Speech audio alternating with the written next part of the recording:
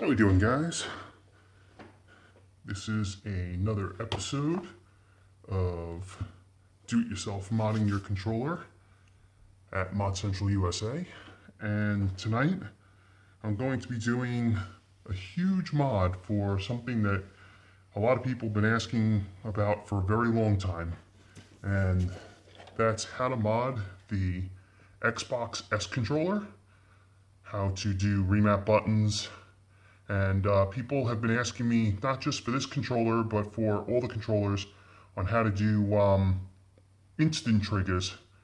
The ability to, instead of using trigger stops, to have your trigger act almost like a bumper, where your trigger will basically click like the bumpers.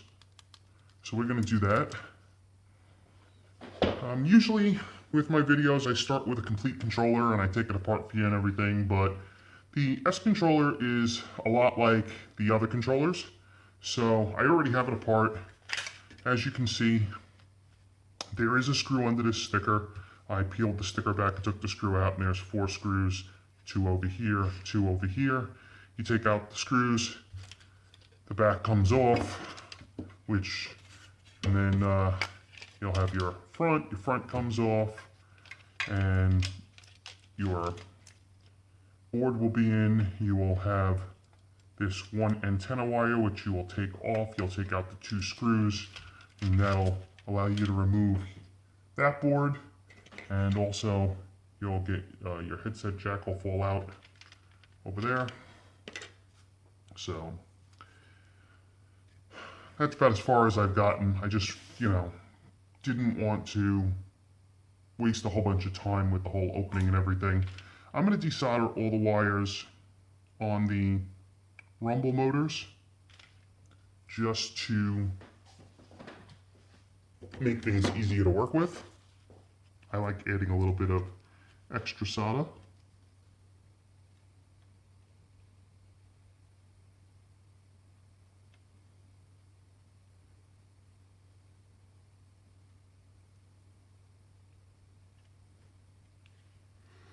Excuse me, guys.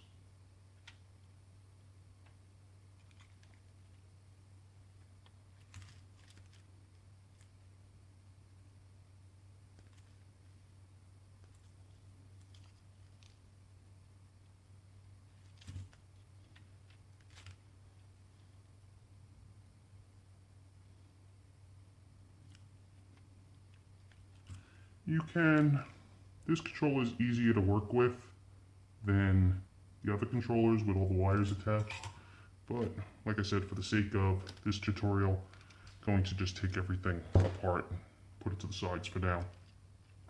So, first thing I want to point out is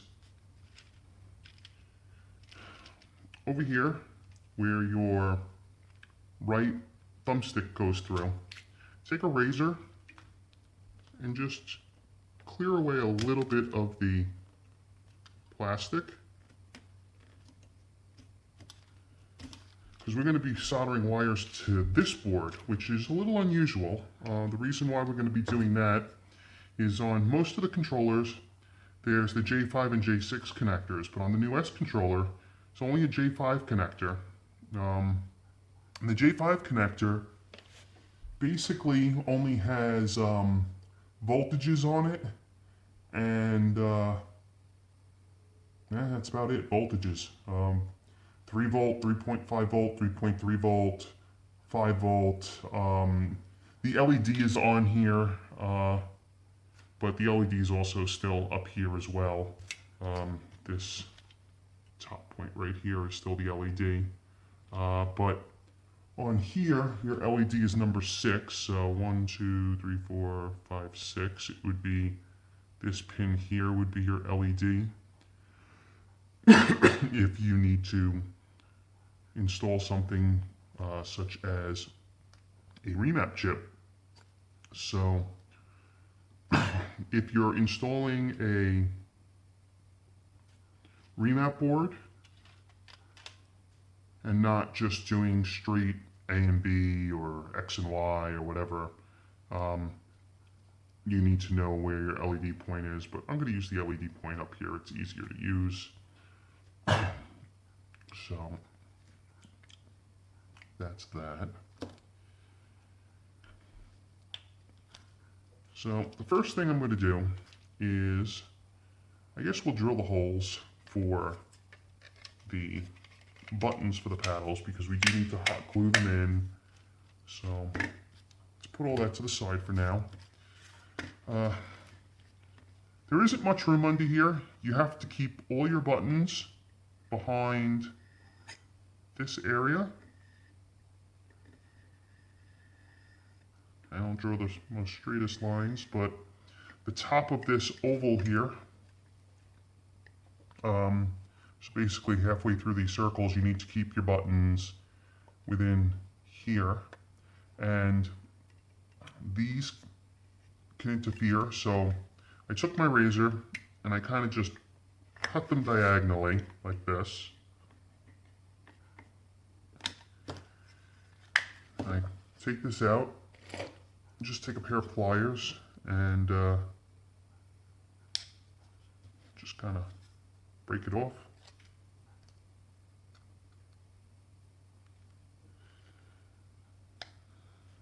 They should cut pretty easily.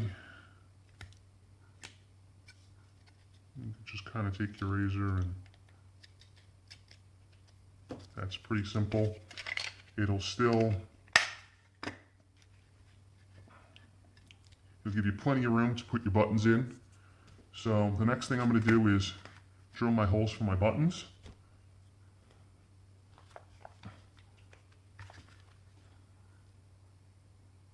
I'm going to do 4 for this, but of course you could do 2. There's 1.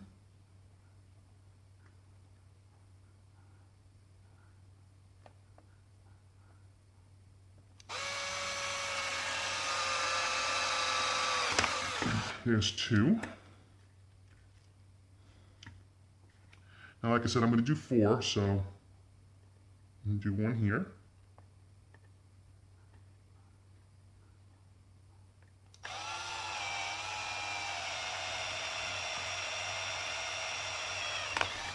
And I'm going to do 1 over here.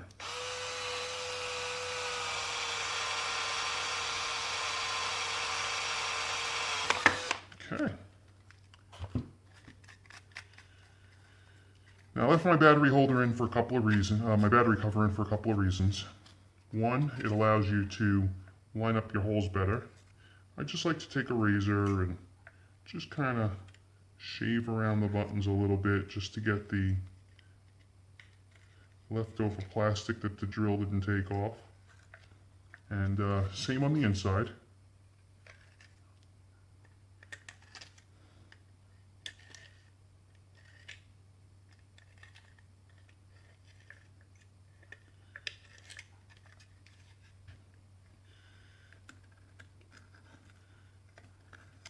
This is going to be a pretty long video, guys, because there's going to be a lot of work to be done on this one.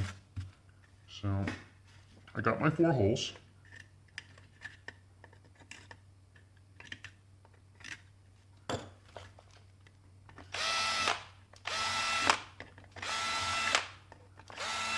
Okay.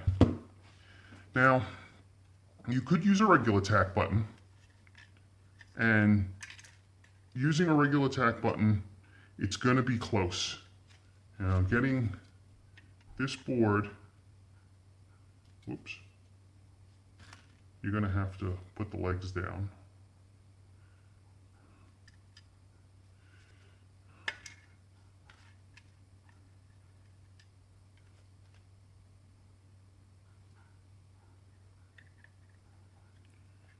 But that's how it's going to sit in there. And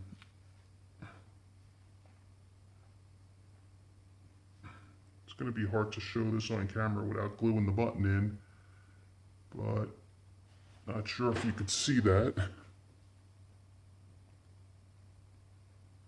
The clearance is just barely there.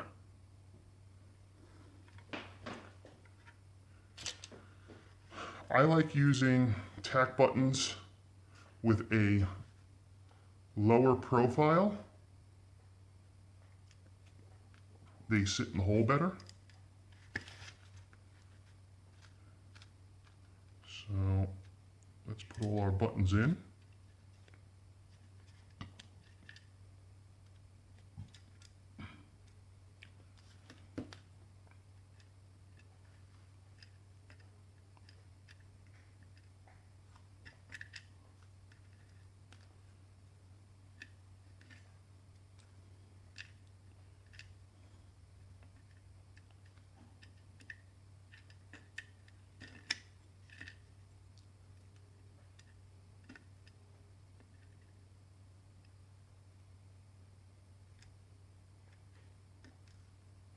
Okay, they seem to sit well. So now we will glue them in.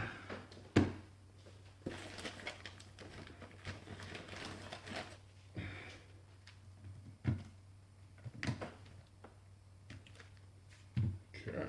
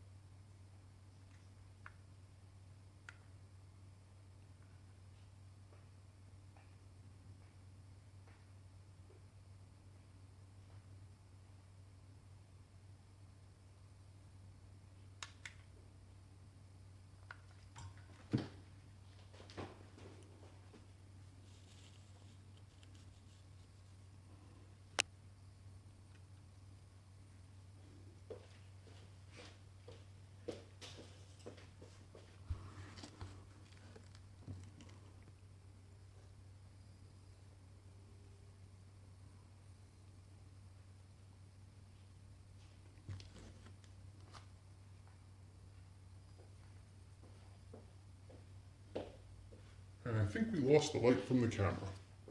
That's not a big deal. Give me 1 second, guys. Okay, so we've got some extra light now. This should help a lot.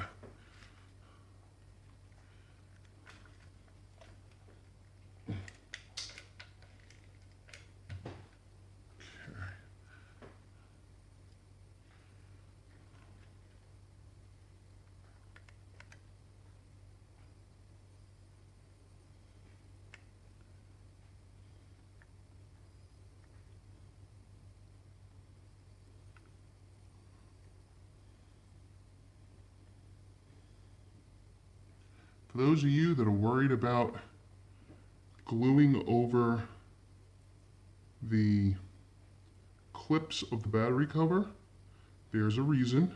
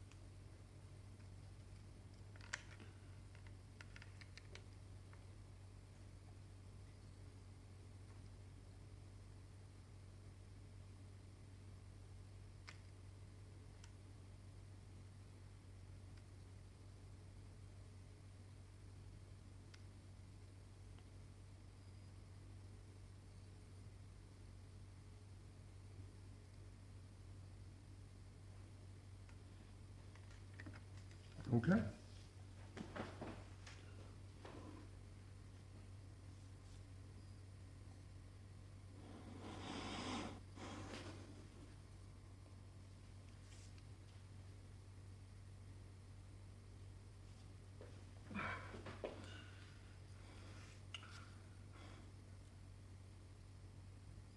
Try not to get the glue below this here, and try not to make it too high, just enough to get around the buttons, Make sure your buttons are in the holes.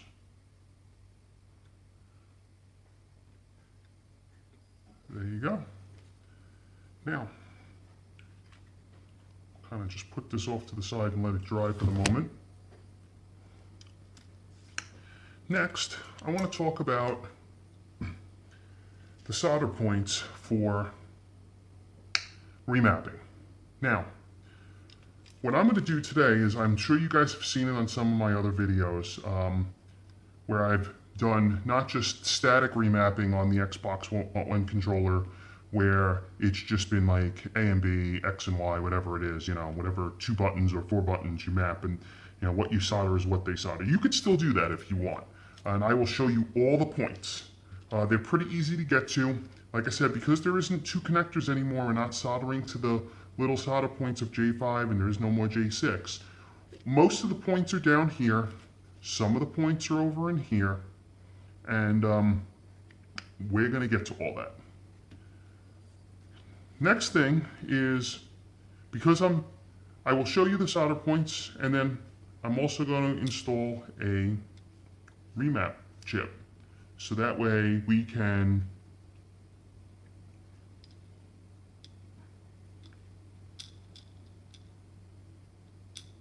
solder this on. There we go. And this will allow us to change our button mappings. So I'm going to install that as well. And then of course I am going to install Insta-triggers as well, so that again your triggers are the same as your bumpers. So the first thing you want to do is, if you noticed on this board right here,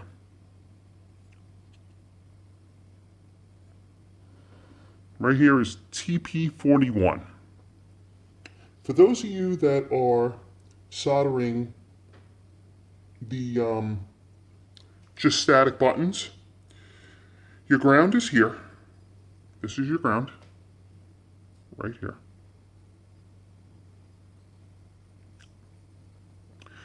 So you can ground and TP41, and that'd be your B button. So 1 wire from TP41, 1 wire from ground, solder it to a tact button, you're done. That's B. Your A button is on this board here. This chip is what replaced the TP6, right here, this chip. And there's a whole bunch of little solder points. They're pretty easy to get to. You can solder to the chip, that's very difficult. But it's easier just to solder to these little solder points here. If you're using 30 gauge wire, it's not that hard. And your A button is TP21. TP21 is, that's TP20, that's TP24. TP21 is right there, that is your A button. TP22, which is right here, is your X button. So that's that. Then, hold on one second. Okay. Then you have TP23 right there. That is your Y button.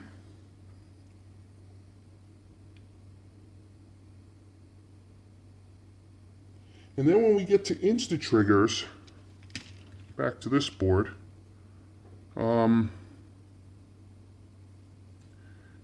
TP67 and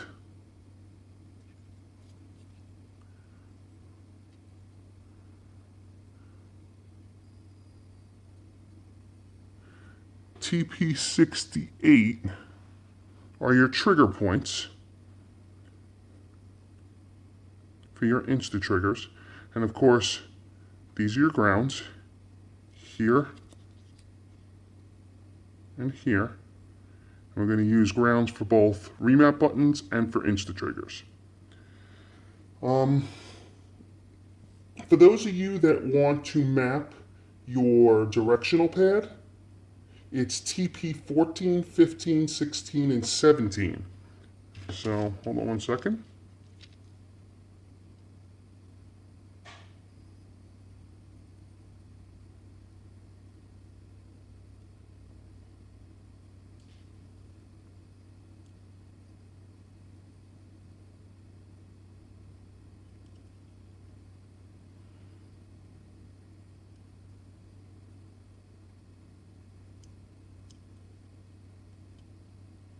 They're over here.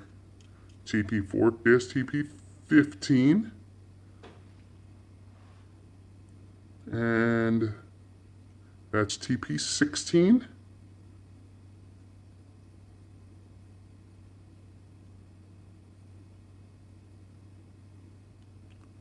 '15, 16.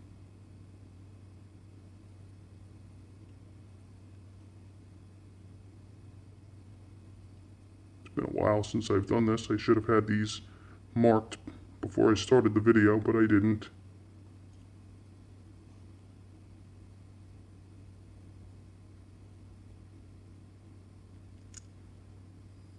'15, 16.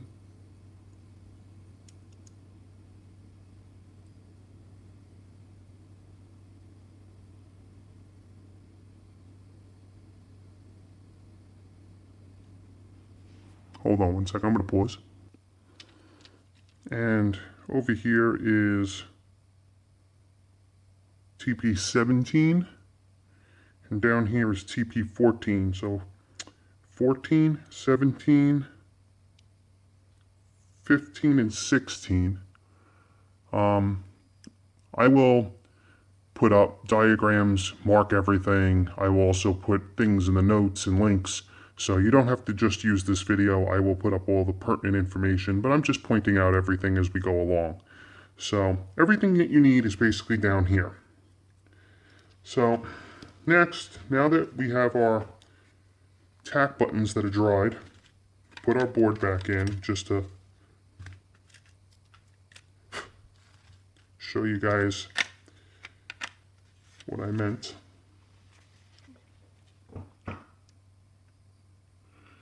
You can see the buttons do not touch the board. The hot glue does not touch the board. Everything pretty much fits nicely. Now, like I said, if you're using the bigger tack button, it just barely fits. So be careful where you drill your holes. Like I said, try to keep your holes drilled behind this invisible line above the oval here and the board stand here. Okay? So the next thing we're going to do is we're going to tin up everything that we need for our chip. Now, if you need a remap chip, I have them for sale. Just drop me a message. Be glad to sell you one. First thing you need to do is bridge the G and the GL on the chip, because it is going into a CG controller. You can see what I mean? There. Next thing, solder on TP41.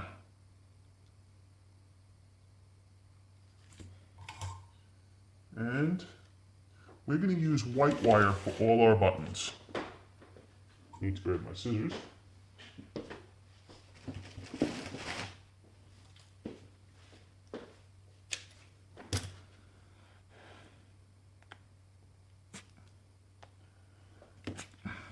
Usually I don't color code, I use the same wire for everything, but this install is a little bit more difficult, so just for the sake of the tutorial, I'm going to...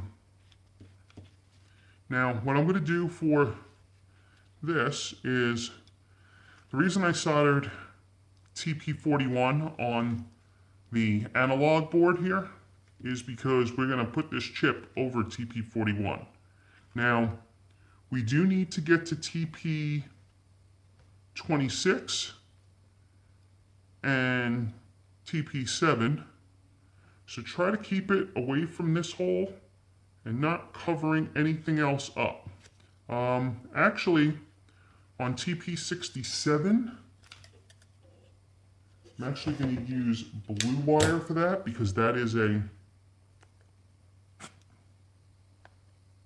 point for our insta triggers later.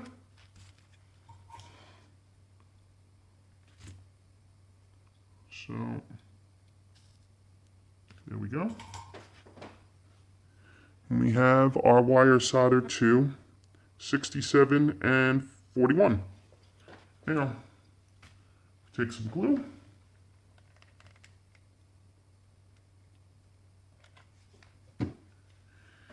And we're going to put our chip down with the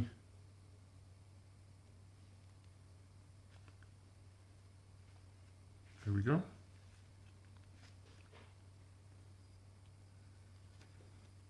Now, as you can see, when you put it back in the controller, it doesn't interfere with anything. It's the best spot for the chip.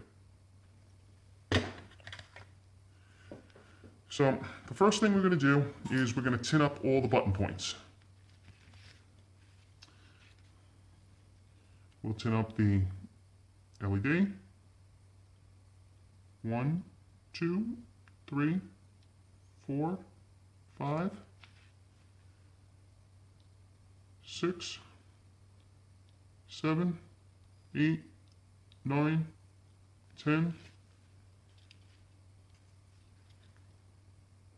11, 12, 13,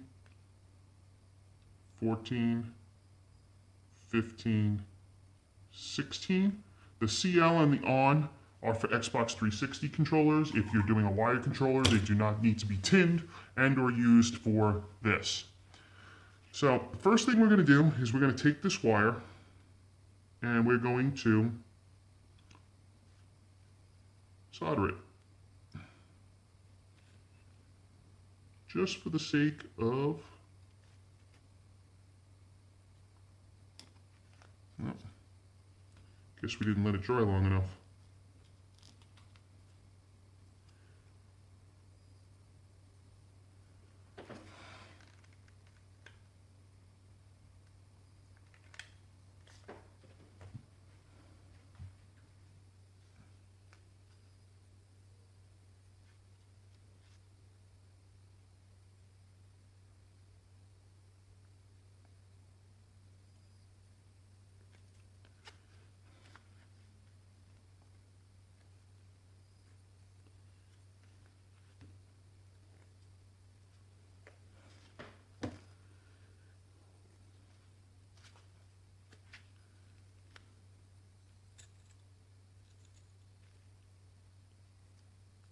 Okay, let's let that dry for a second. And in the meantime, I'm just going to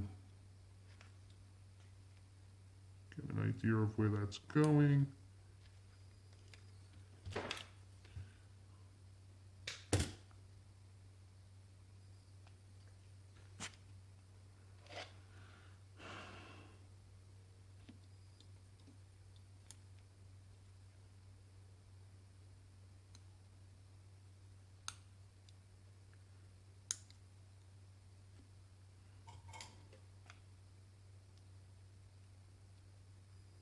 Perfect.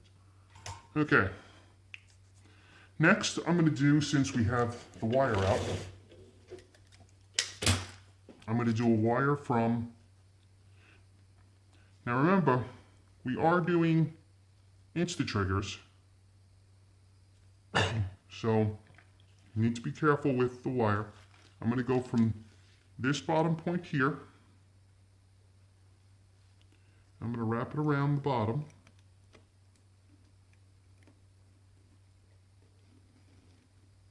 All the way over to there. Okay. Cut my wire.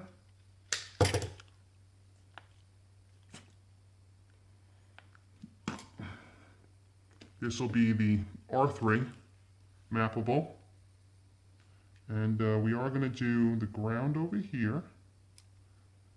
And over here for the L3. And we're going to also do the ground over here because they're going to need that for the insta-trigger eventually. And we're also going to need TP68, so let's just tin that up for the moment.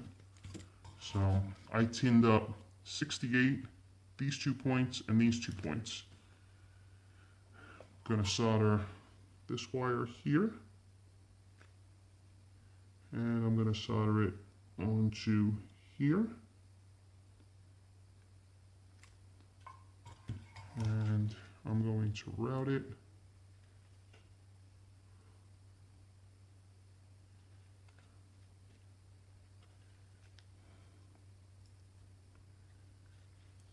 And then I'm going to do this one to here.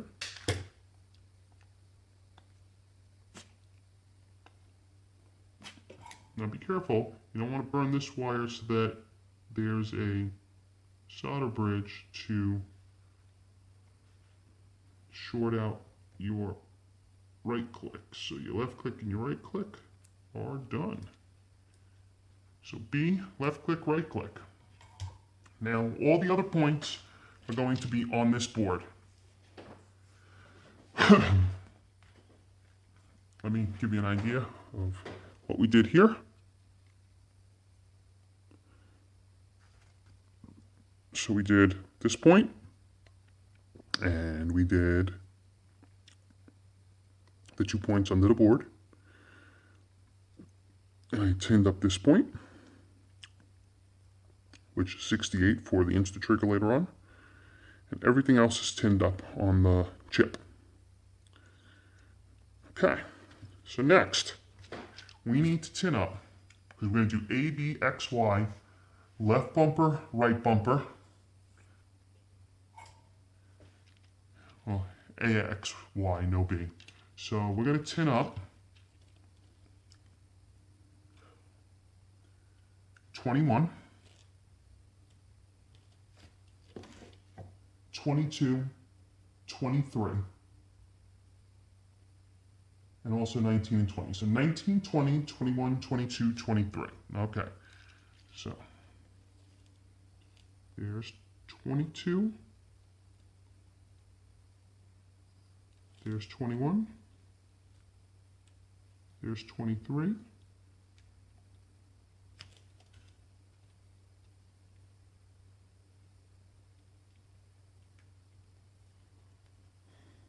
There's 20. So 20. We did 20. To 21. We did 22. We did 23.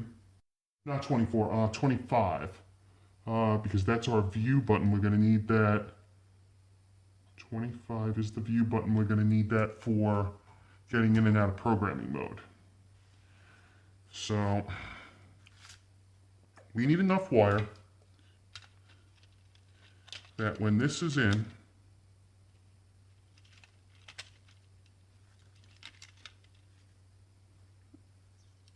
it wraps around to our chip. So we're going to need about that much wire for most of them. You can always trim them down.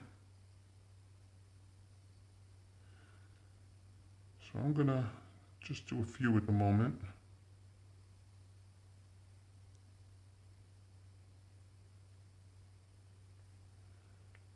Okay.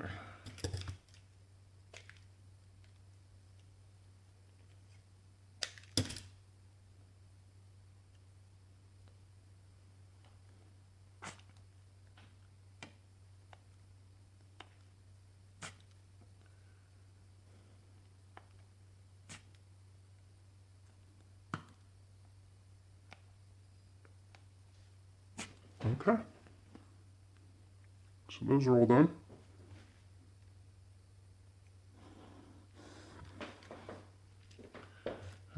So the shortest of all these wires is this one. We'll do that on the closest one to the bottom, which is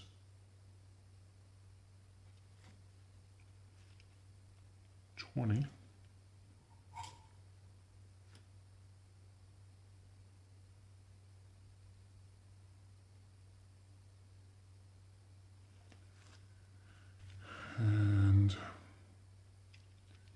This one here is 23.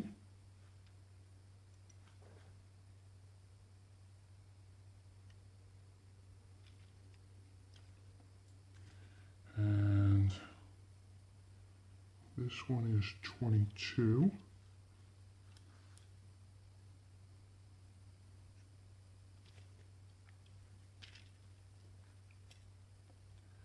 And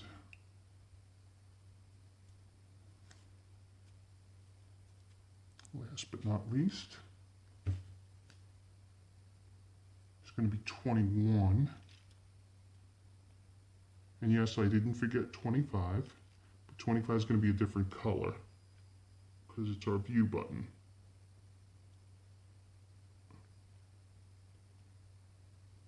Okay.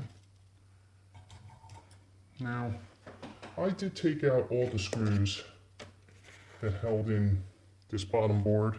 I don't know why. I was probably thinking of taking it out to do an LED change, but not going to do that for this video.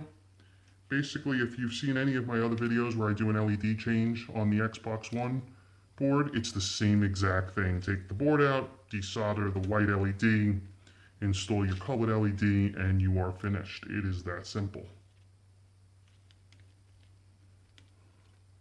So I'm going to put all my screws back in.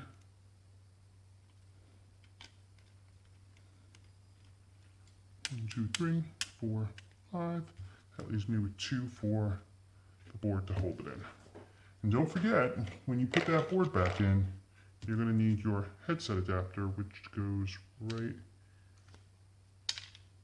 here. But we're not there yet.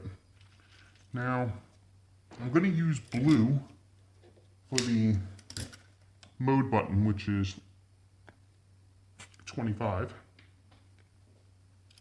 TP25. There we go. Okay.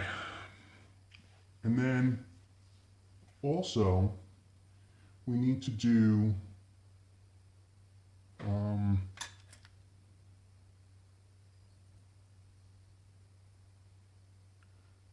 left bumper and right bumper, which is TP20 and TP19. So, well, we got 20 already. So we need TP19. Where is 19? I saw it before. That's 25. That's 21. That's 22. That's 20. 18 is sync. We don't need that. 17 is the D-pad.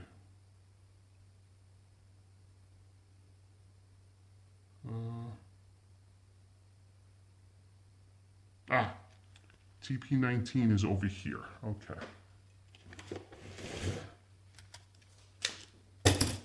So, with TP19 being all the way over here, I want to run it this way and out.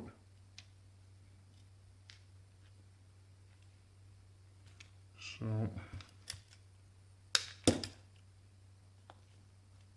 there.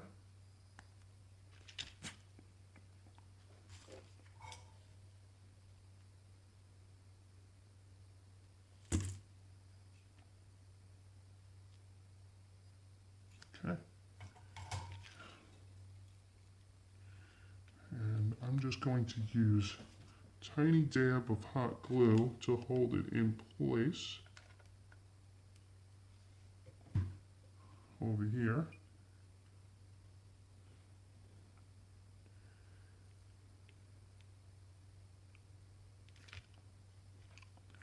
So it does a total of 8 buttons. We already have 3, so we need 5 more. There's 1, there's 2, there's 3, there's 4, there's 5, and there's your view button to get into programming mode. Now, there are only 2 things left to do. One is a ground, which we're going to use on this board here. We'll use the secondary ground up here to ground the chip. But we do need the voltage. And we need 3.3 volts. Now there's two places you can get that from. You can get it from this board here, the analog board. On the JP5 jumper, you can get it from 0.4. So the little dot indicates 1, underneath is 2, the next one up is 3, and down here is 4. Now that's a pain in the neck. So if you come over to this board, the dot is over here, it runs backwards. You could see that the dot is 1, this is marked as 13. So here, dot is 1, this is marked as 13. So 1, 2, 3, 4. We're going to get our power from the second pin on the J1 connector. The J1 accepts the J5 from the other board, so right here. Okay. We're going to use a red wire for that because it is power. We're going to shoot it from here over to here and out to here to power the board.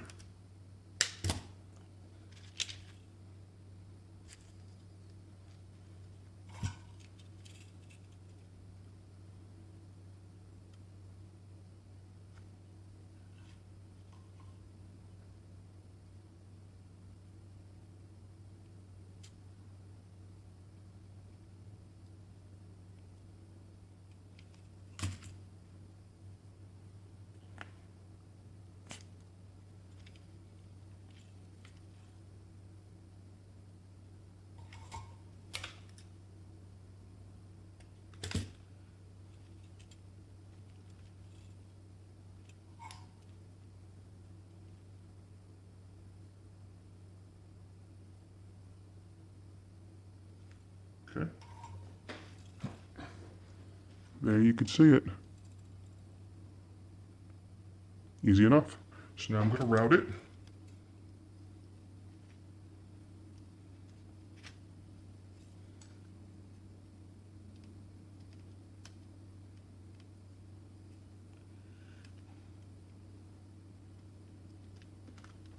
Use a slight bit of hot glue, just like a dab, to keep it in place.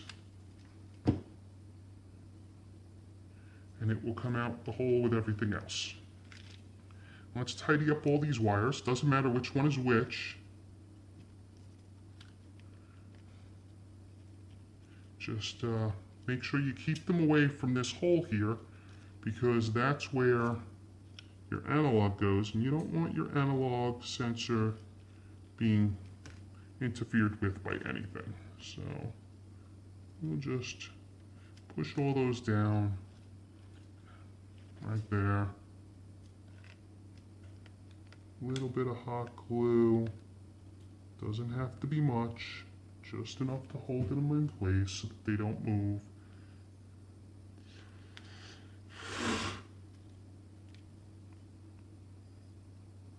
Easy enough. Easy enough.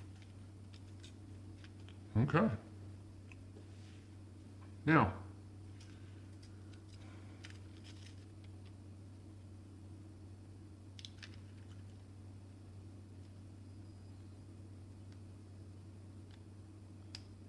I'm going to take the bumpers off. And be careful because your little sync button is there. The reason we're doing that is so that the triggers are all the way up, so that we can install the instant triggers. Okay. So the next thing we're going to do is we're going to put the board in.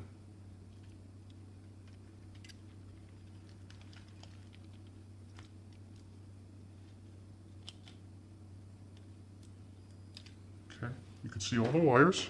Everything's installed. I'm going to put this board back in. Snap it into place. Okay. Pretty easy. Now again, like I said, don't forget to put your mic back in, your mic port. You don't put it back in, you're going to have to take it all apart. It's going to be a pain in the butt. But it's back in. Even I forgot it, but now it's back in. And we're going to take our 2 screws.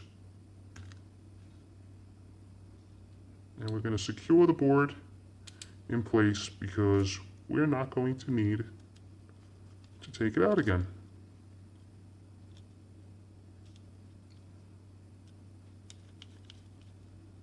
Done. Okay. Next, you just need to wire everything up. It's pretty simple. The red wire is your power. So, actually, I did forget one wire, and that is the LED wire. Now, there are 2 places you could do the LED. You could do it on TP28 on the board that we just put back in, which I think we're going to do just for the fun of it. Or, if you already got your board in, you don't want to take it back out, like I said, you could do it on this top point of this resistor here. So your LED point can go there as well. Right here on the top point of this black resistor, there's 2 points at the bottom, 1 on top, you could solder it there.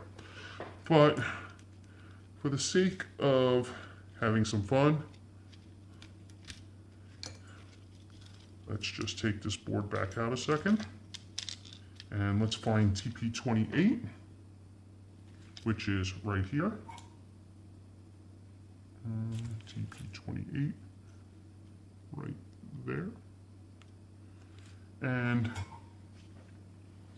I know black is usually reserved for ground, but in this case, we're going to use black for the LED.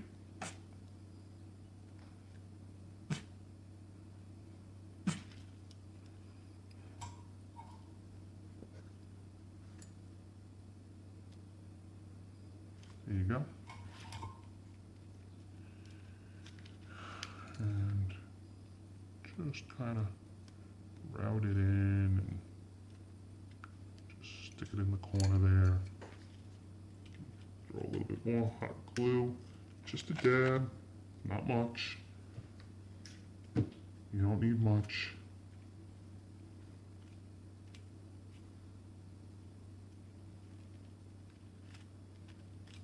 Bam.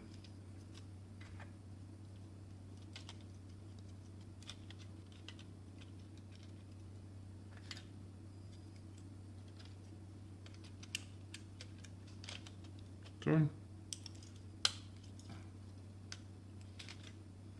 Put your mic port back in.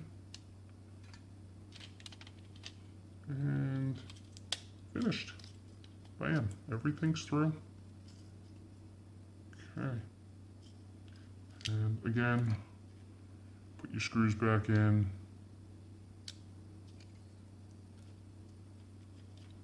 They're there for a reason.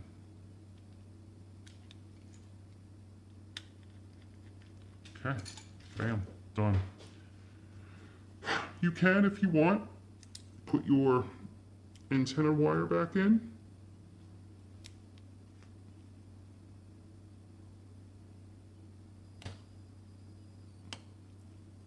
Bam, easy enough.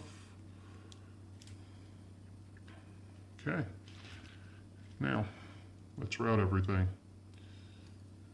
Okay, so the first thing I'm going to route is the LED.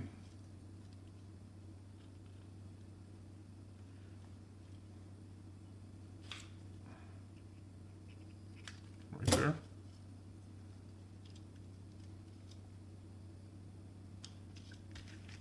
Okay.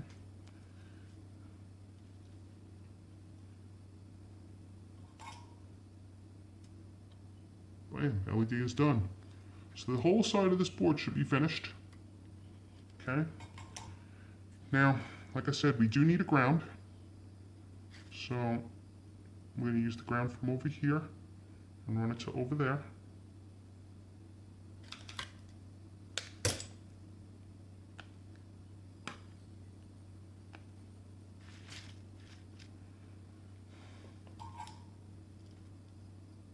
We're We're going to use the bottom one because we're going to use the top one later on for the Insta triggers.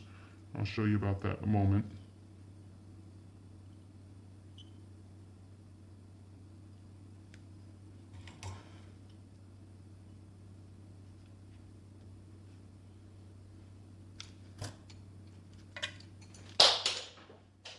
Let's just throw our screwdrivers everywhere, why don't we?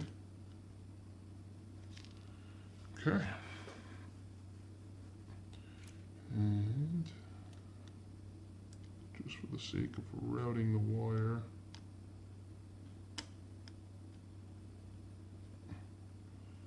okay. There's a reason I did that, but we'll get to that in a moment. Okay. Now, we still have 2 points over here to solder to. So we need one of our 2 white wires. Let's have some fun and figure out which one is aligned. There we go, there.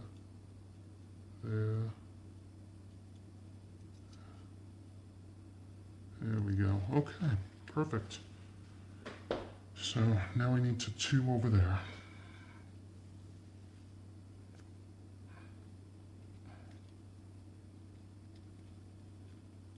And that is our power wire. Okay. So we can clip our power wire.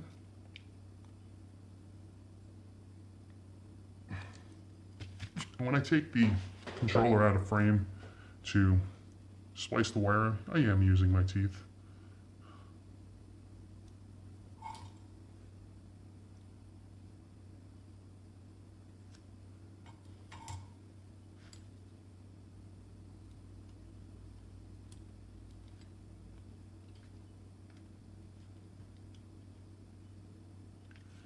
And next I'm going to do the mode wire.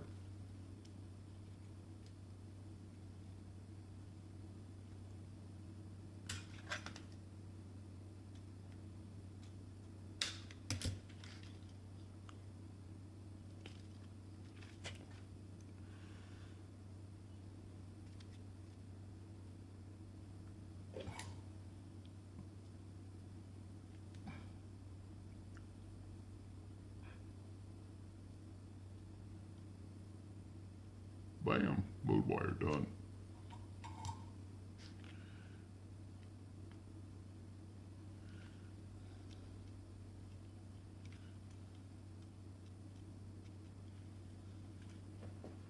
Okay, next we have one of these. So we're gonna cut these 2 like that. Excuse me while I splice them.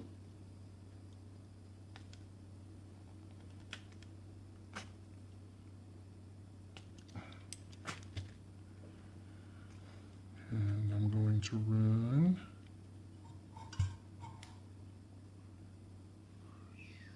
one there and one there. And yes, I can pull them out.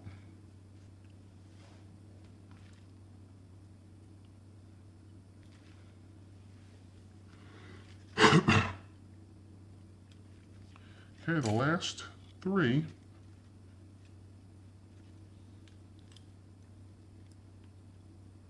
will all go together and they will all get reclipped and respliced.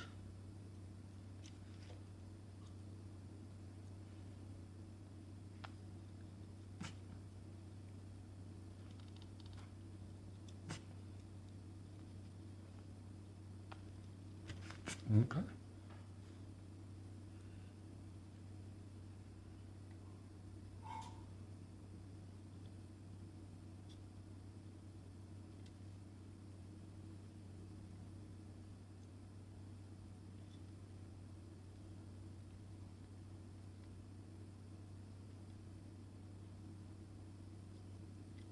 Yeah. Done. Okay. Okay,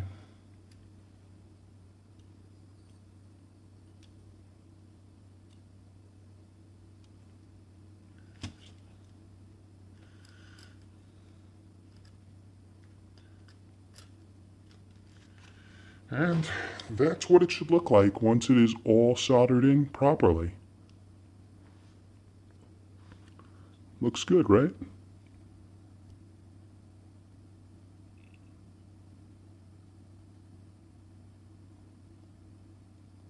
Okay. Now, here comes the fun part. Let's use, well, it doesn't really matter what wire we use. Let's use red for the fun of it. We're going to have 4 tack buttons, tack 1, tack 2, tack 3, tack 4, and they all need to be about that long, maybe a little bit longer. They need to come off the chip, they need to wrap around, they need to come out of the controller, and be about that long. So we're going to do 4 of those. 1, 2, 3, and 4.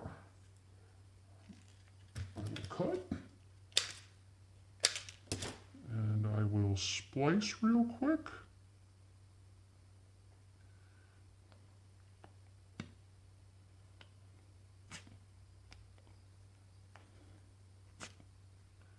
And yes, you have to splice both sides.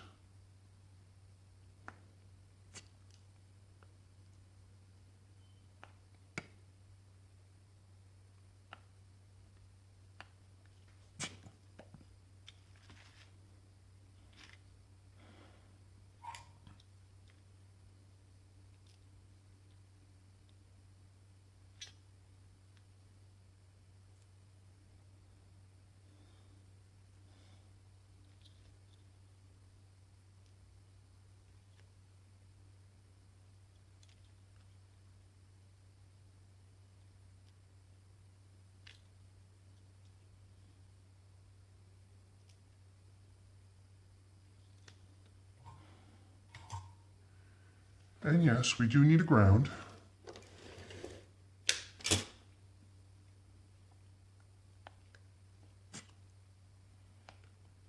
Now you can use the ground on the controller to the buttons, or you could use the ground that I have on the Remap chip. That is up to you. I'm going to use the one on the Remap chip.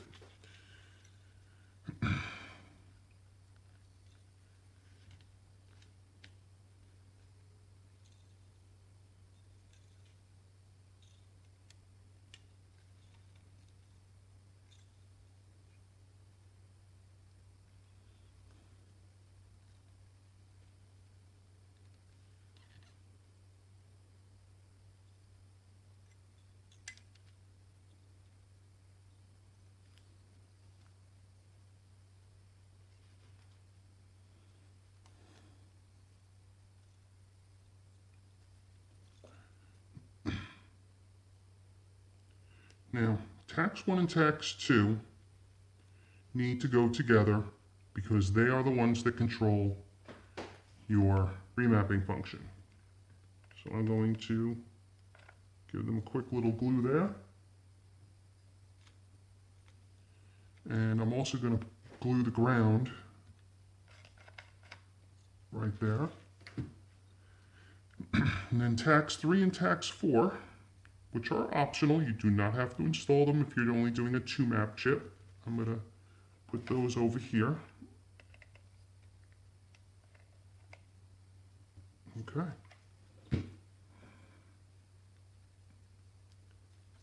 Done.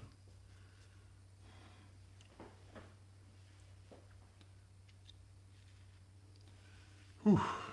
This is fun. Next, tin up all the legs. You want to do the outer 2 legs on tacks on both far sides. Now, you want to do all the top legs. 1, 2,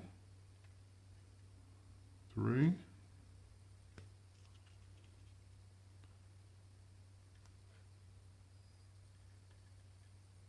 4, 5,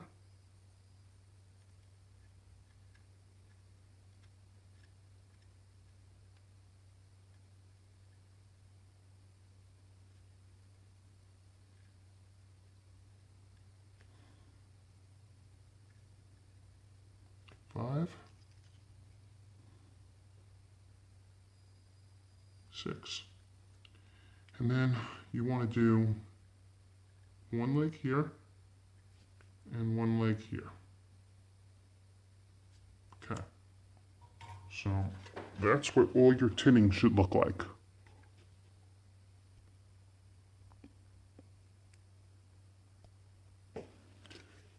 Next, use little scraps of wire, doesn't really matter.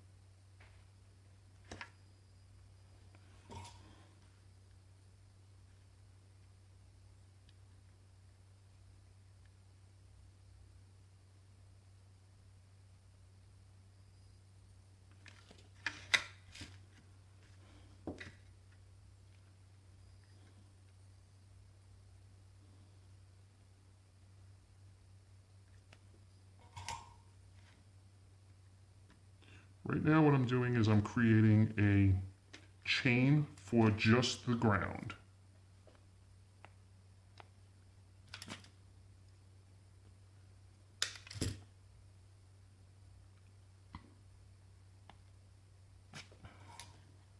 And I will show it to you up close when I'm all finished.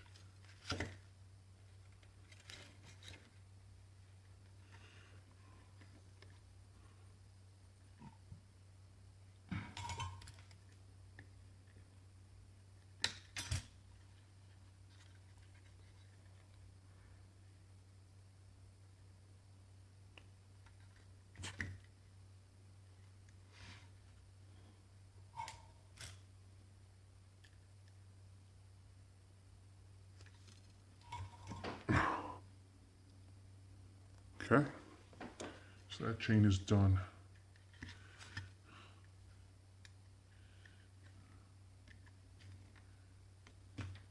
Should use a razor blade for that.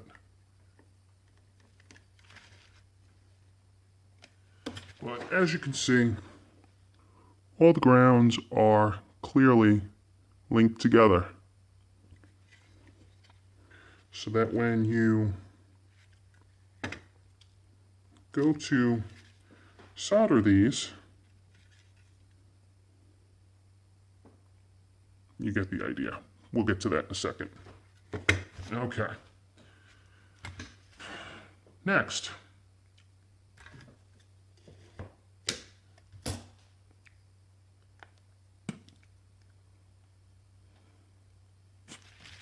Next, I am going to solder a wire to TP68. Okay. Now, if you remember at the beginning of the tutorial, we did a blue wire to TP67 and 68. Those are your triggers. Now, I recommend a tact about this big.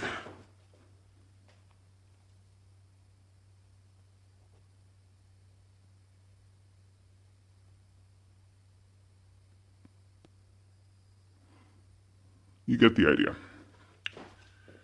Cut two of the legs off.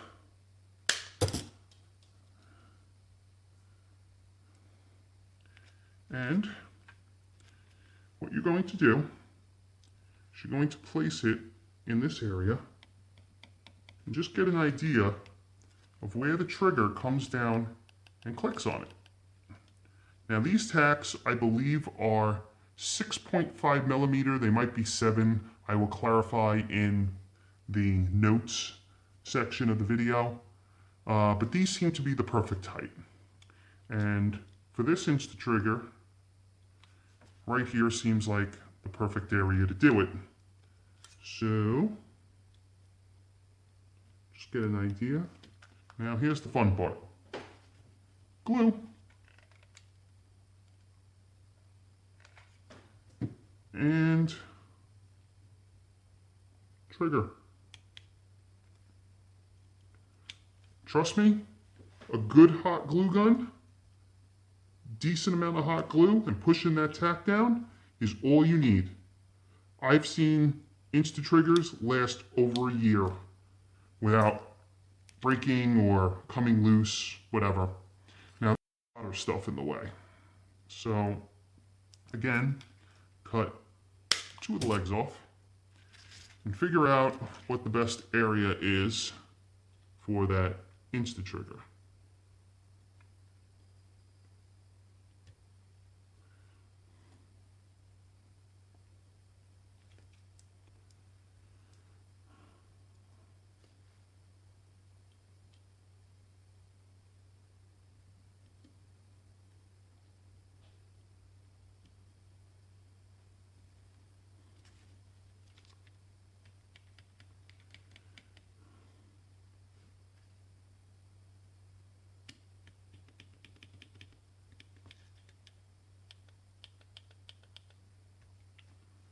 Okay.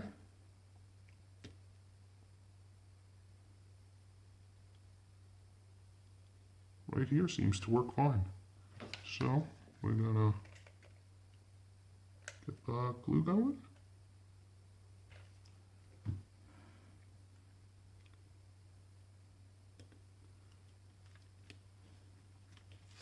Use the triggers.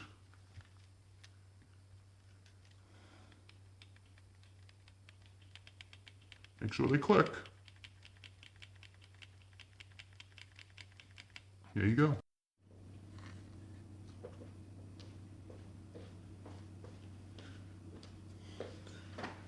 Sorry for the cut. Anyway, we're back and they click. We're good. And they shouldn't move. They click, we're good. Okay. Now, over here, I know you guys can see it on the leg. You do not want to ground out on the ground here. What you want to do is move your leg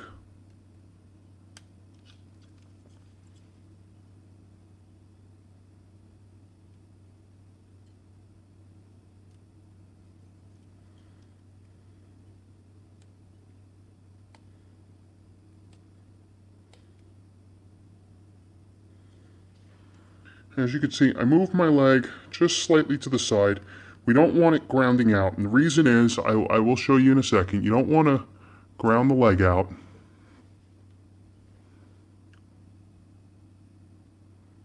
Okay. On this side, the legs don't touch anything, so we're good. So what I recommend is for your top leg, and top leg, solder your wires to it, coming from TP 67 and 68.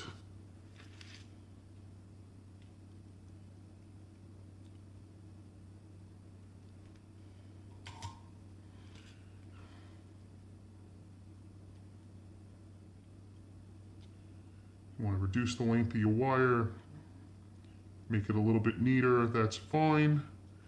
I don't want to, this video is already super duper long, so I'm not going to waste much time. I'm just going to fold and glue and tidy things up along the way. Okay, now next, this ground point above the ground point that we used for the chip, you need 100 ohm resistor. There you go. 100 ohm resistor.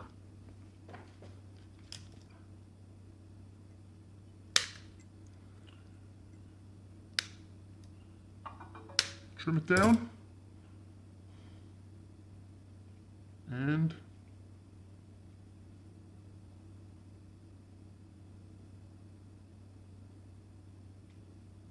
install it. Solder it to your ground point. Okay. Again, be careful that the other side doesn't touch anything. Tin it up.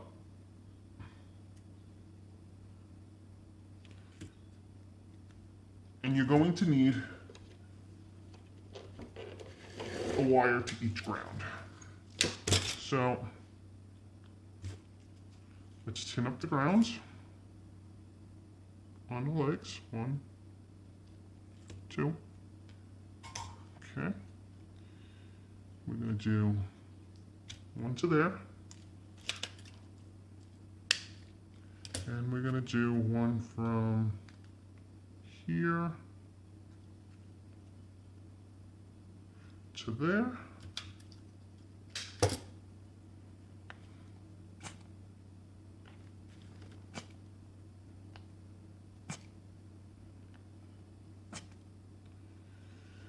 So what I like to do is just tin these two together. There you go. And careful, you don't want to burn yourself. It's hot.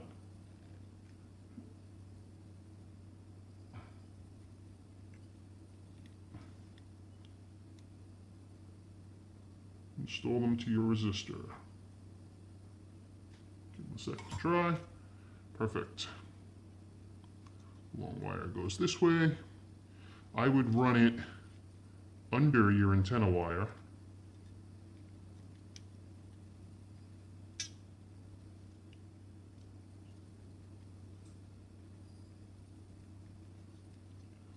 And I'm going to use a little bit of glue to hold it in place over here so that it doesn't accidentally ground out.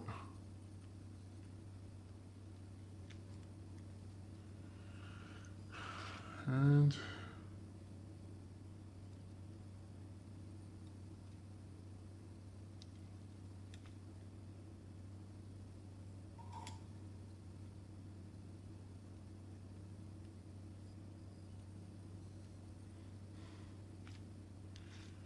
this one goes to here.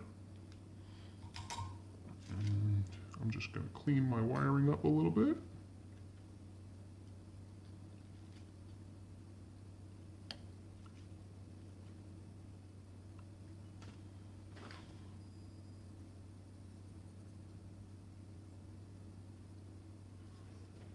Perfect. Make sure they click. Perfect. Now, next, put your, don't forget your sync button. Need that to sync your controller. Okay. And then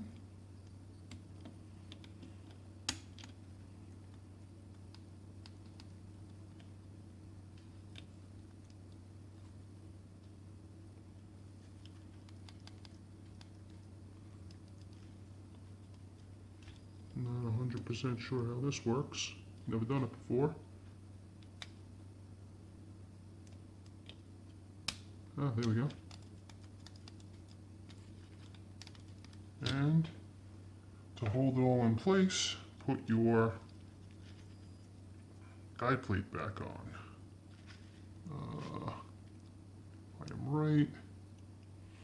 Guide plate goes on here, and it clips there and there. Perfect. And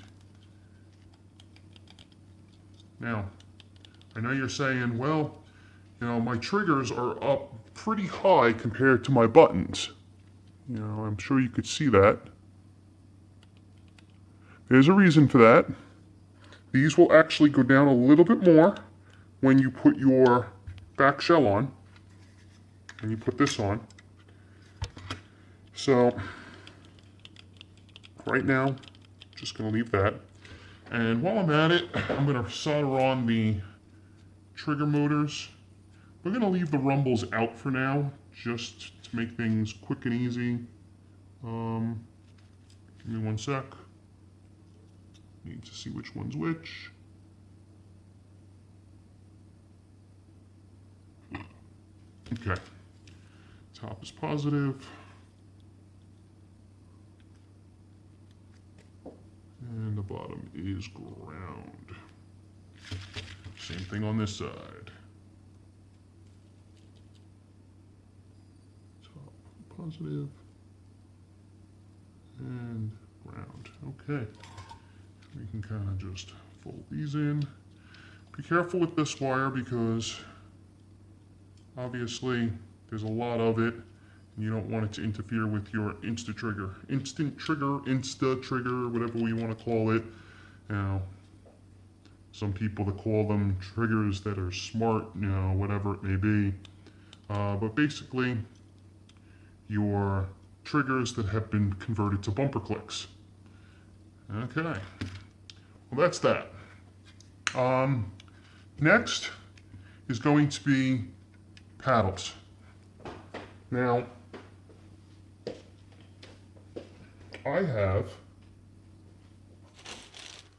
give me a second. 1, 2, 3, 4 paddles.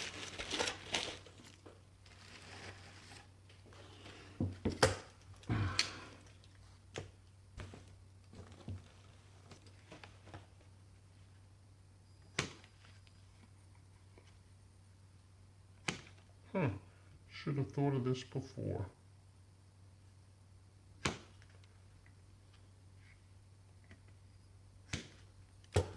Okay.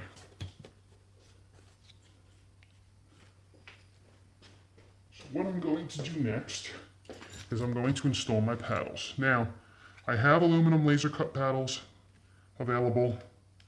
They're very simple and easy to use. You basically just put them on here.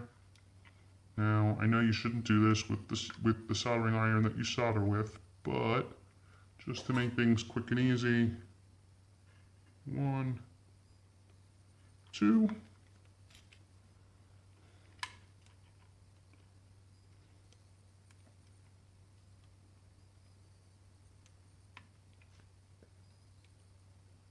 Three, 4.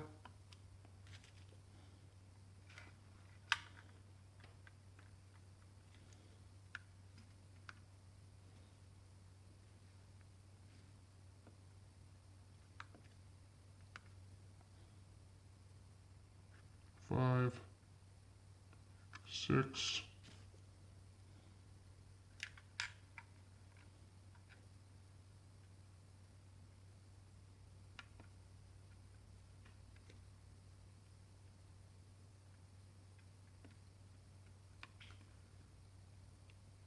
7, 8.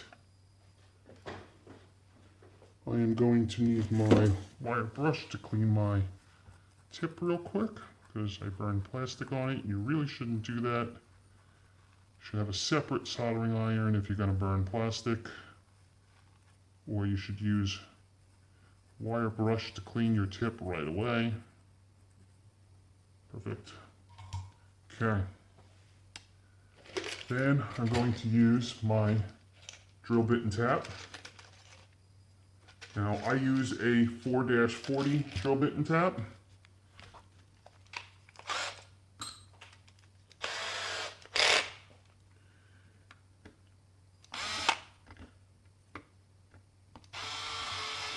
One, 2, 3, 4, 5, 6, 7, 8, perfect. And I'm going to use my tap to thread them.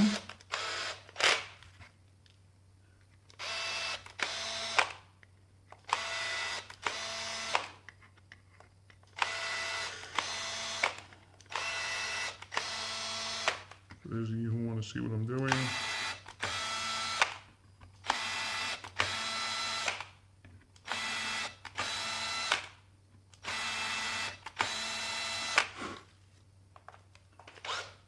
Done. Okay. Now, there is another thing you can do. I'm going to show you. You can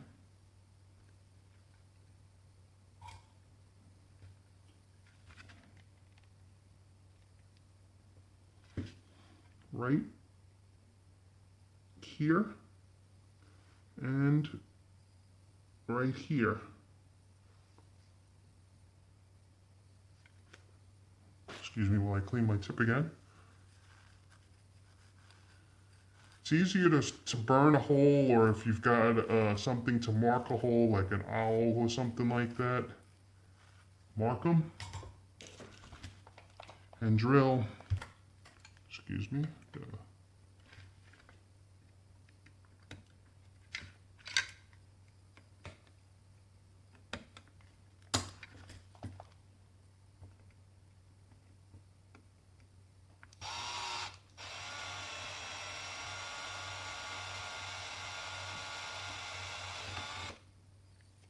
Actually, that did not work on this controller. Huh.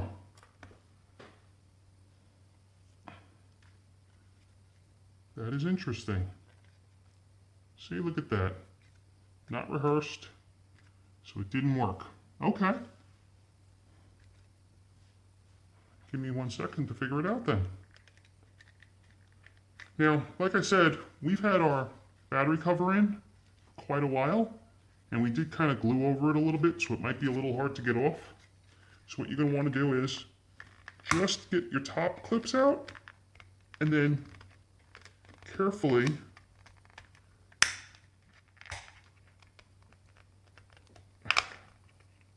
work it out. And as you can see, all your buttons are still there. All your glue is still in place. And it should be relatively easy to get on and off after that. There you go.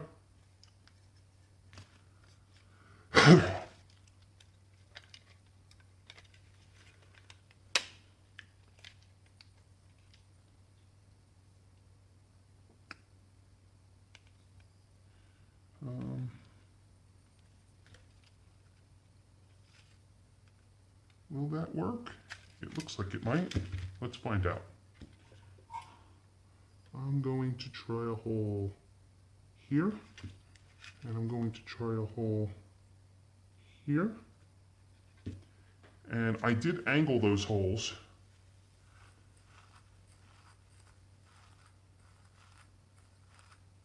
You don't have to do this, but if you really want to adjust your instant trigger, this might be a good idea. It works great on the older controllers. I've never done one of these before, so I guess we will learn as we go. If it works, great. If not, you'll just have a little bit of play.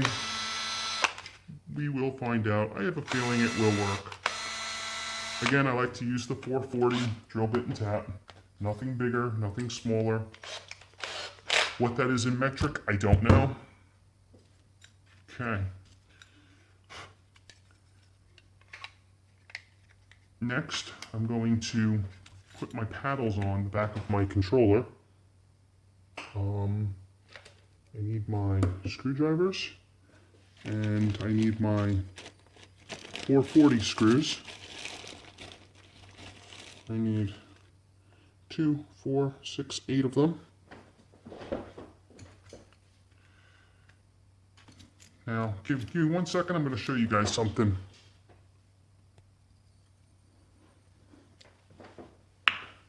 So I don't know how many of you have actually been following my posts, but not only do I have laser cut paddles, but I also have them with rubber wrapped around them. So you still get all the security of an unbreakable aluminum laser cut paddle. But for those of you that didn't like the feel of the aluminum, you now have that plasticky feel, and you're more than welcome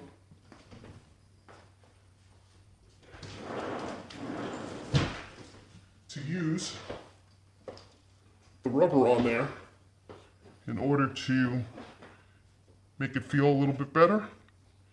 So what we're going to do now is, instead of using just the aluminum ones that I had, I'm going to use white ones.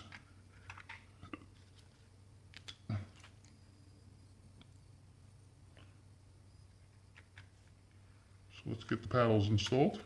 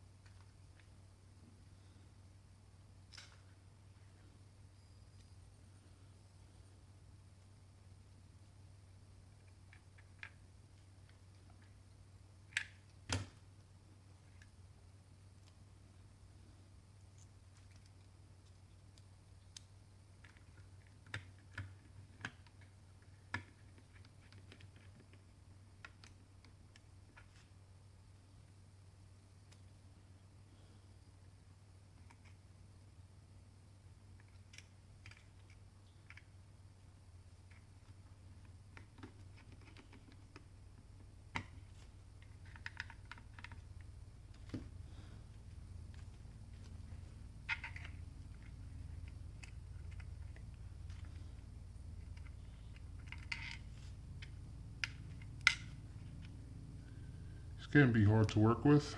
They are very small. I have big hands.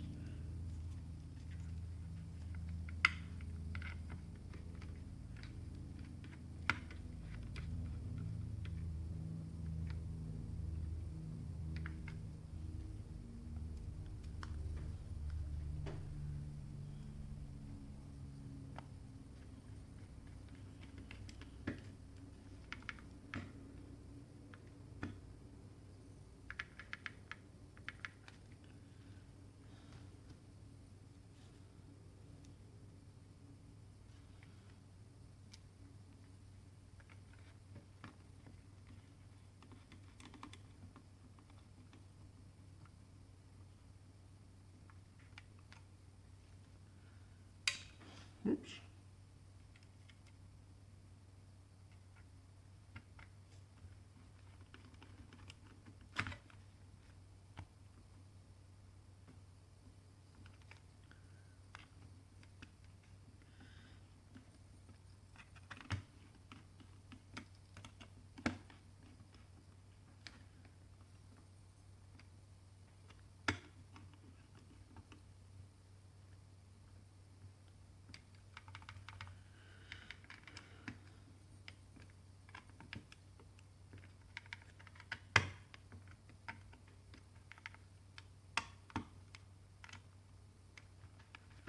Now, click them, make sure they all click. Tighten them down if you need to. Don't over tighten, you don't want to strip the plastic. Now, if you have a situation where you feel like it's not clicking, hold your fingers on the screws and just pull up on the paddle a little bit. It's completely pliable, but it will hold its shape until you feel it click.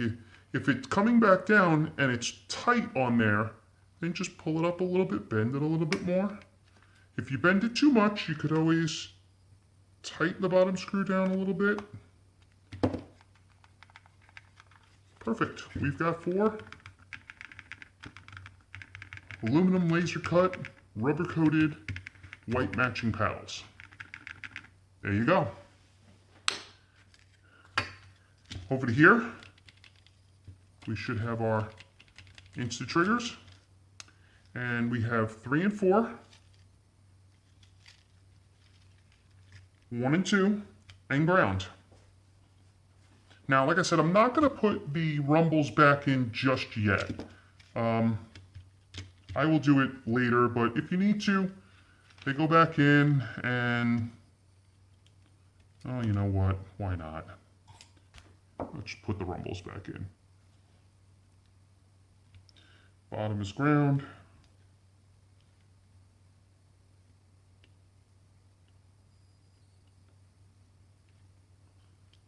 Top is positive.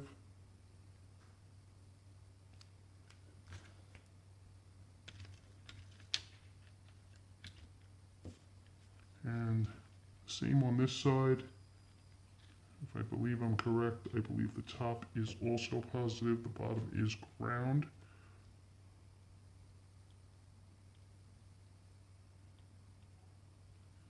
Factory solder is hard to work with.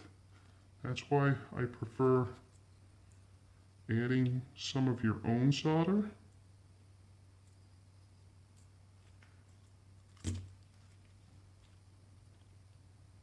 There we go.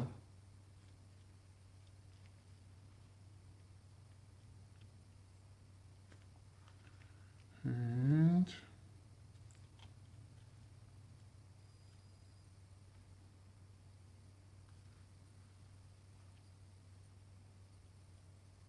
there we go.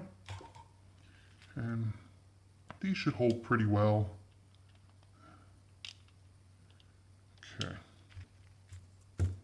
Next, let's make sure we have our thumbsticks ready.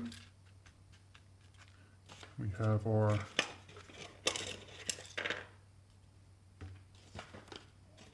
screws. Okay, we are good. Now, I don't know which way you guys like to do it. It really doesn't matter if you make these 1 and 2 or you make these 1 and 2. I used to make these 1 and 2 and stretch them from side to side, but it really doesn't matter. So you make which ones you want 1 and 2. So first thing I'm going to do is I'm going to get something to prop this controller up. There you go, like that. And the first wire I'm going to solder is the ground. And remember, it goes to the same as your ground chain, so it should be the upper one. And then here's 1 and 2. So do 1 up there. And we'll do 2 over here. And then 3 to this one.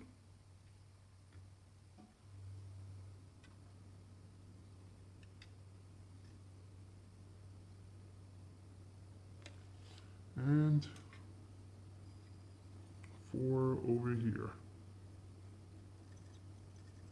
Easy enough. Double check all your work. All your red wires should be on the bottom. 1, 2, 3, 4. Okay. And then your black should be black, bridge, bridge, bridge. Done. Now, put this back on here. You're going to have to push your triggers down a little bit and also fold your wiring up into here. So grab your pliers or your tweezers, whatever you're using, pull all your wires up. 1, 2, 3, 4, 5. Doesn't really matter as long as it's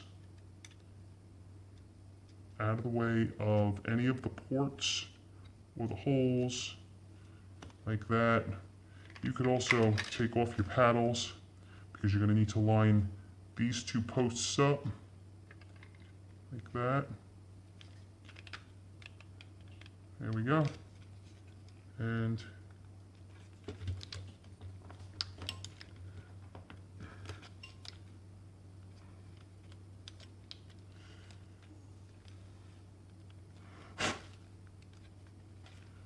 you should see your port line up.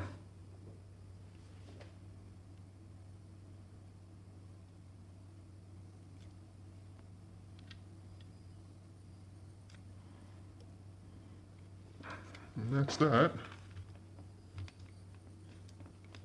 Now, if it doesn't line up and you're getting some, you kind of see it sitting up a little high, whatever it may be, what you can do, take this back off and just come over to here where all your wires are and just fold them back, get them all out of the way. There we go.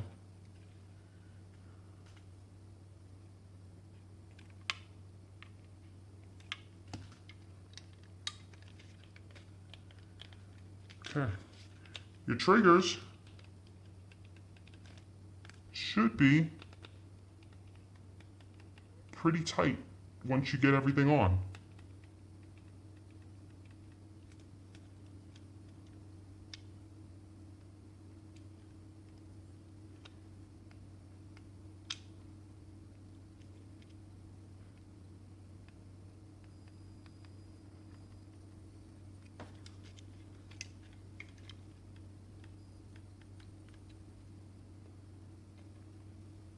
Now, if for some reason your triggers seem too tight, you say you use too much glue, you might want to file down your tact button. The way that you would do that is to just use like the circular part of a Dremel and just file it down. Or if you want, you can rip the button out and redo it again. Just be careful with the hot glue. You don't want to rip out any components. The right side should be easier than the left side. So give me 1 second and I will take care of that. Okay. So I just double checked everything and it looks like this part, I don't know if you could kind of see it. I'll try to show you guys on camera. On the left trigger,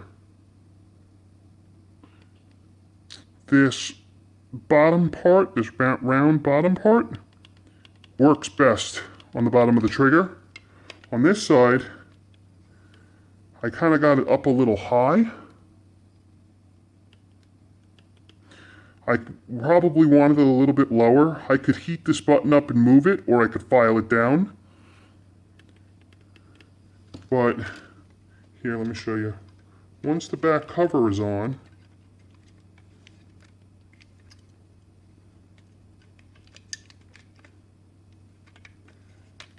there we go. Once the back cover is on, this one's got more play than this one, because after filing it down, it's almost perfect. But I'll show you with those holes that we drilled here, how we'll push that down to make it more. But I mean, it's still pretty instant. I mean, they're as good as the bumpers.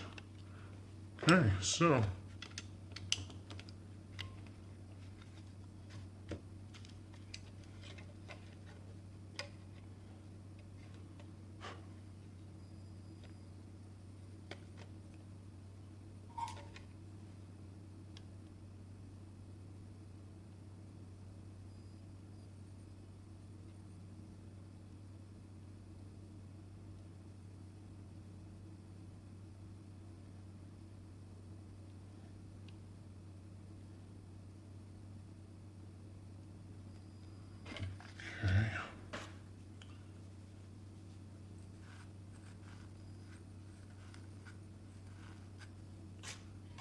Okay, let's get this all back together now.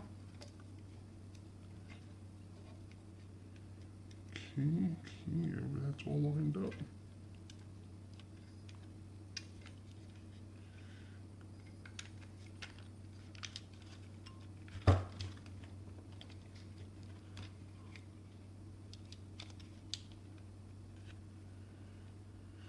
Okay. Okay, put my thumbsticks on.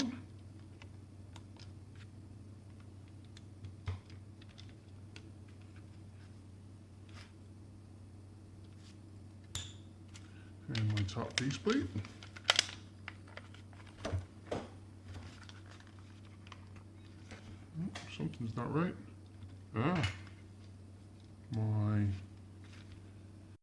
Don't know how that happened. Let's try to figure that out.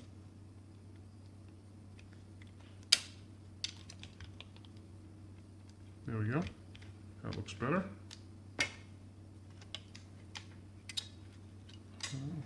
Line up the clamps, make sure your triggers are down. There we go.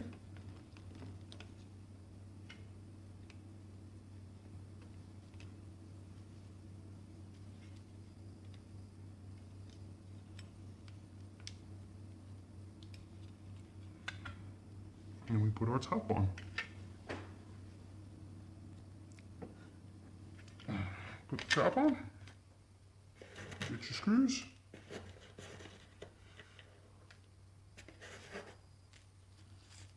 Okay. Now we need to put our screws back in.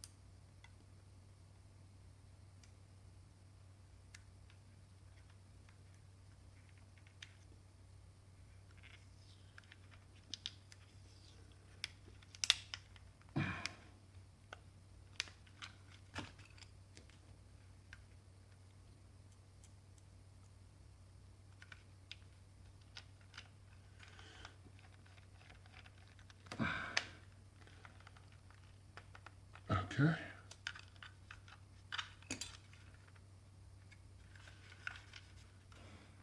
You want to push that in a little bit.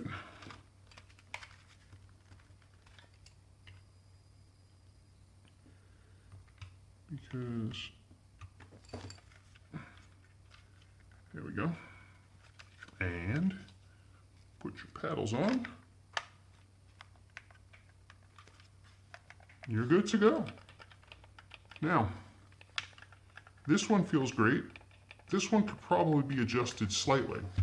So, what you need is a 440 pin screw.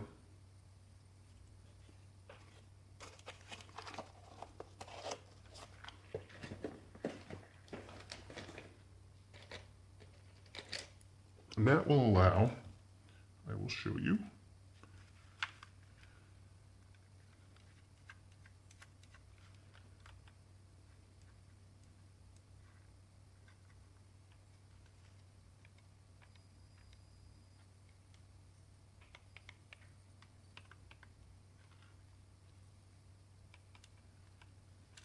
see how it loose? Now watch.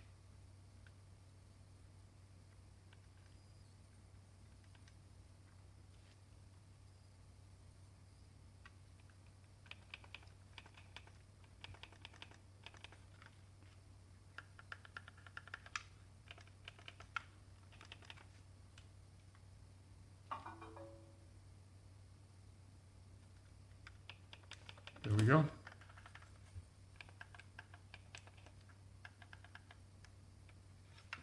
And that's it.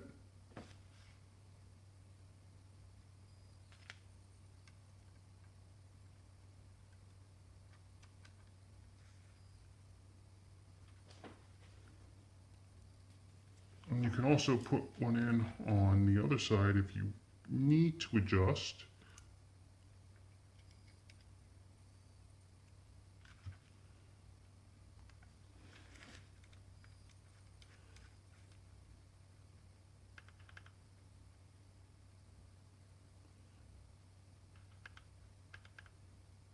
Actually, I put it in so far that it doesn't even click anymore. So really, it's not needed on this side. So I guess the lesson from this is install your buttons and either trim or just install them lower like I showed, but these are good. That should pretty much be about it. You can put your side vents back on. There you go. And you now have a fully modified Xbox One Controller S with programmable remap and instant triggers.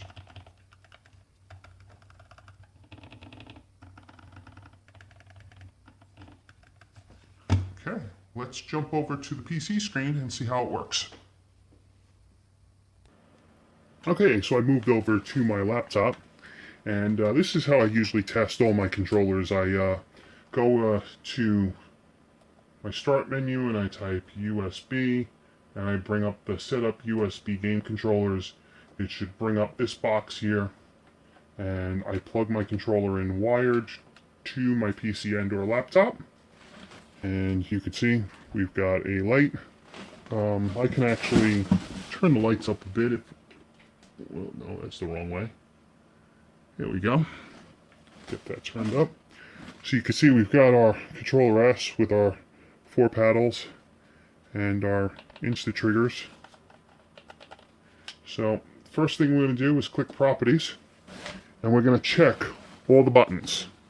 So as I press them, A should be 1, B should be 2, X should be 3, Y should be 4, 5 should be the left bumper, 6 should be the right bumper, 7 should be the view, 8 should be the window, 9 should be the left-right thumbstick click, left thumbstick click, and the right thumbstick click should be 10.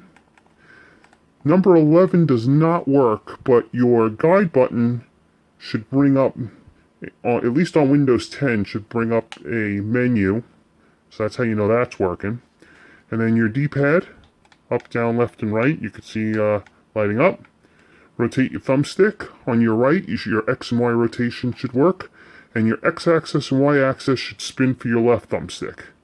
Now, your Z-axis should go all the way down for your right trigger, and your left trigger should go all the way up. Now you can see they're instant. They don't ramp anymore. You know, you push it just a little bit, and it's a full press. 0 to 100 instantly.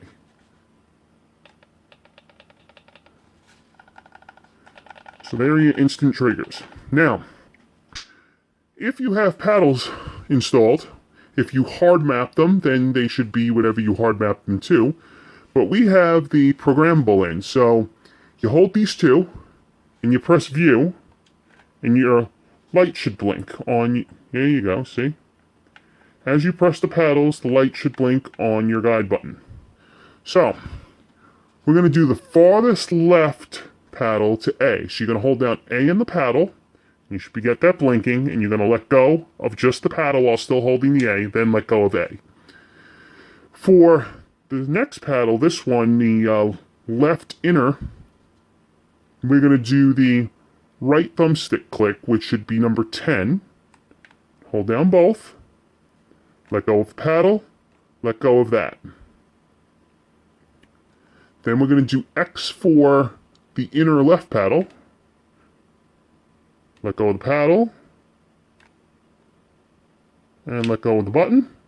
And we're going to do B for the right outer paddle.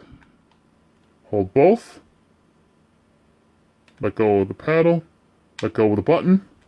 And then just hit the view button. And that should save it. And we should have them all. Actually, something happened with number 1. Let's go back in and find out what. I think we were doing A for that one. Save. Yep. 1 is A. See? A. 10. X is 3. Paddle is 3. Paddle 4 is B. And there's the B there.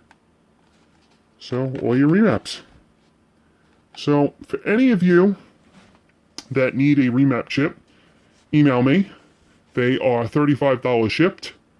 And they are 8-button remappable. So, you, like I said, you could do any 8 buttons on the controller, including your D-pads. You could even do your triggers if you wanted to. But no point in remapping triggers. And, the cool thing about these remap boards is they work on any Xbox One controller, any Xbox 360 controller, wired or wireless. So they are all around compatible with multiple controllers. The other thing, again, I will have kits, I will do mail-in service, so on and so forth. Anybody who's watching this video right now, I'm sure with the length of this video, there are going to be many people that tuned out, didn't watch the whole thing, or aren't even watching this part. But if you're watching this part, the controller that I built with the 4 paddles, the instant triggers, everything else, I usually charge $150 to $200 to do on a brand new controller. Mail-in would be about $85 for all that, for the chip, the install, the instant triggers, return shipping. So, usually I do a brand new controller with just 2 hard remaps, A and B, X and Y, whatever you may be, for $100 shipped. Anybody, the first person to email me at modcentralusa@gmail.com, I will sell them this controller that I built on this video with the 4 programmable paddles for $100 shipped in the USA. It'd be $120 shipped internationally. So if you want it, email me. For everybody else, after it's gone, the prices are back to normal. But again, I will beat pretty much any competitor's price out there. Scuf, anybody. You know, I mean, Scuf charges an arm and a leg for programmable. I don't even think they have instant triggers. There are a couple of companies that do instant triggers, or, you know, they give them other names, whatever it may be. I charge $20 to install instant triggers. That's $10 a trigger, plus your return shipping, which is $5. So it's $25 for instant triggers on any controller for the Xbox. Just let me know. The pricing for remaps is, if you mail in your controller, it's $45. I install 2 remaps and I return your controller. Of course, I will customize your buttons and your thumbsticks for free. With that, if you choose, I will also do an LED light change if you choose. And I will even be offering the rubber aluminum paddles if you want it, at no additional charge. 4 paddles is $65. That's $20 extra. And if you want programmable, I usually start at $65 for 2 paddles and do $80 for 4. But those prices, we might be able to do $50 for 2 paddles, and actually we'll make it $55 because of the return shipping, and we'll do just $10 more for 4 paddle, $65.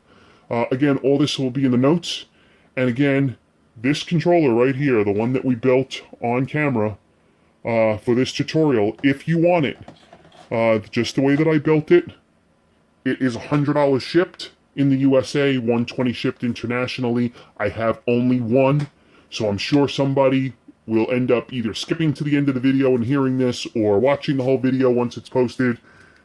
Email me, and the controller is yours. Thanks for watching this super long tutorial. I'm probably going to do a speed video for the install of the chip, and we've learned some lessons as well from doing the install for the first time, so I'm going to change it up a little bit, but this tutorial should be pretty good. If you want to watch the speed run videos that I put up, please do, and I probably will do a separate tutorial just for Insta-Triggers, so that people can see how they work as well, and don't have to watch this super long video for remapping and everything else. So, thanks for watching, and I hope to hear from all you guys soon. Please like and subscribe. Please share with your friends. I am on Reddit. I am on, obviously, YouTube, Twitter, Instagram.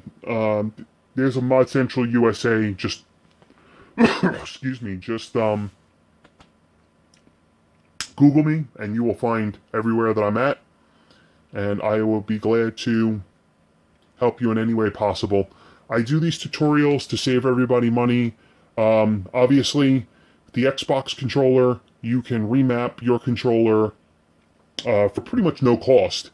You know, you don't really need to buy anything like the PlayStation 4 with the remap boards.